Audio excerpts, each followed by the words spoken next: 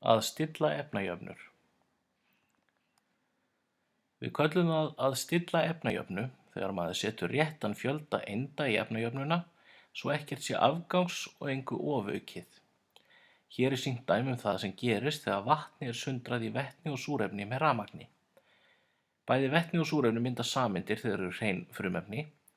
Það er því ljóst að til þess að lýsa efnahvarfinu með efnajöfnu er ekki nóg að sundra einni vatnssameind. Hún inniheldur aðeins eina súrefniseind og súrefni finnst ekki þannig. Hér er búið að stilla efnajöfnuna af. Jafnmargar frumeindir eru í hvarfefninu og myndefninu. Skoðum fleiri dæmi. Efnahvarf metans og súrefnis getur myndað koltvísýring og vatn. Efnin sem hér ræðir eru CH4 eða metan plus O2 eða súrefni verða að CO2 eða koltvísýringi og H2O eða vatni.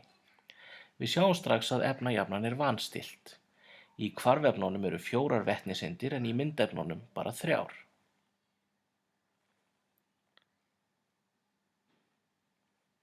Súrefniseindir, já.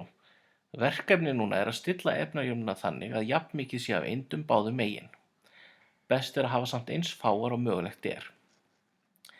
Það er þegar of mikið af vetni vinstra megin en of lítið af súrefni.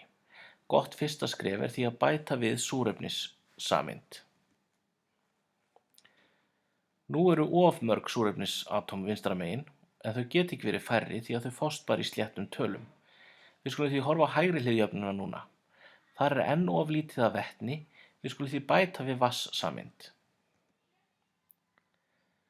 Nú sjáum við að efnajafnan okkar er orðin rétt stillt.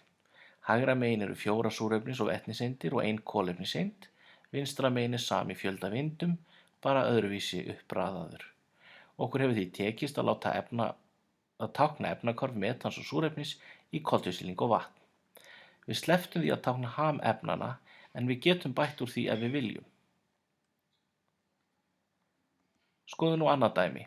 Flestir vita að í grænum plöntum er orka sólarljóssins notuð til að framleiða sykrur sem síðan standa undir fæðukeðjunni að verulegu leyti. Við skulum nú skoða ljóstillífun efnafræðilega og stilla efnajöfnu ljóstillífunar. Við ljóstillífun er vatni og koltvísýringi breytt með orku sólarljóss í myndefnin H2O.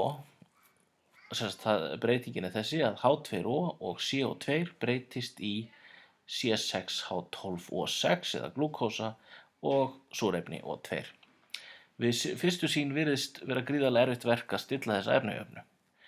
En ef við horfum annars vegar á vetnið, litlu rauðu punktana, og hins vegar á kolefni, þá sjáum við strax að við þurfum að minnstakosti 6 koltvísýringssameindir í myndefninu til að búa til eina glúkósasameind. Við sjáum líka að við þurfum að minnstakosti 6 vatnssameindir því það eru 12 vetnisfrumeindir í einni glúkósasameind en bara 2 í vatni. Við byrjum því að margfalda hvarfefnin bæði með 6.